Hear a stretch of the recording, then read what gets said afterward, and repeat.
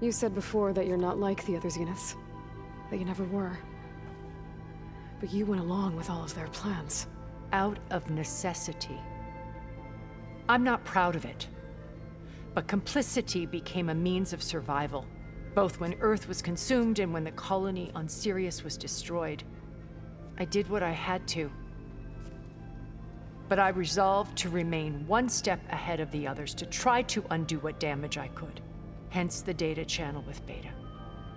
The secret passage into their base and the little trick I pulled to save you.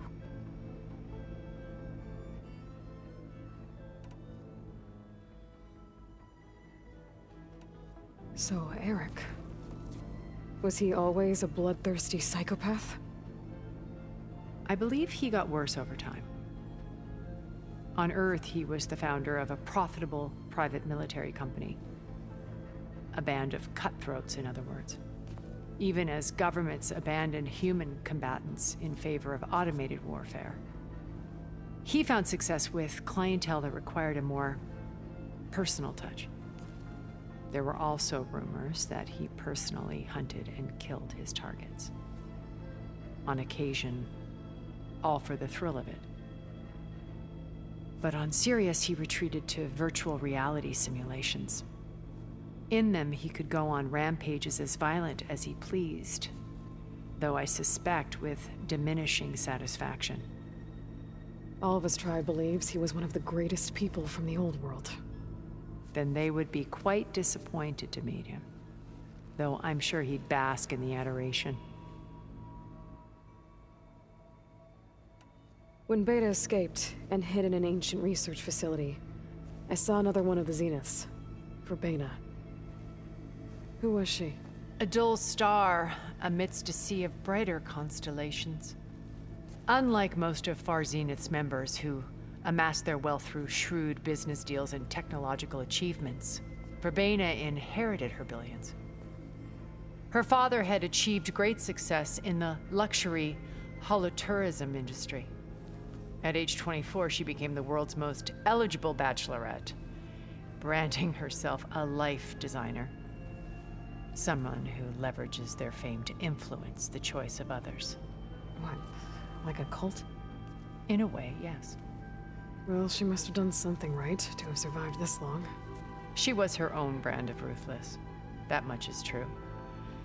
But even rats can cling to a vessel for escape.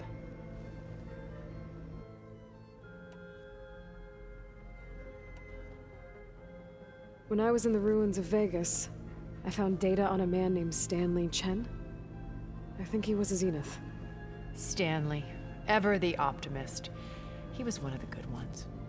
When we established our colony, he built an exact replica of Las Vegas in virtual reality. Lights, shows, gambling, every detail perfectly recreated. And while others cloistered themselves in their own fantasies, he flung his doors wide to everyone.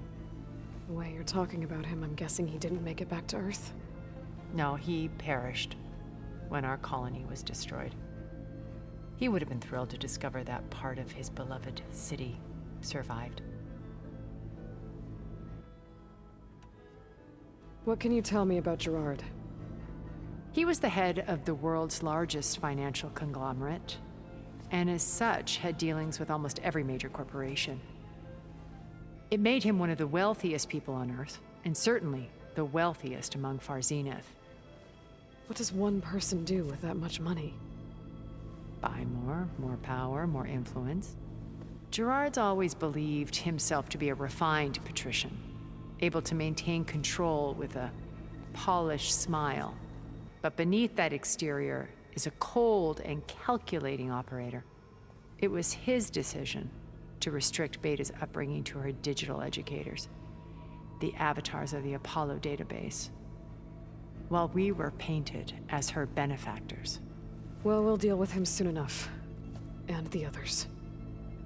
I would very much like to see his face when he realizes we've beaten him.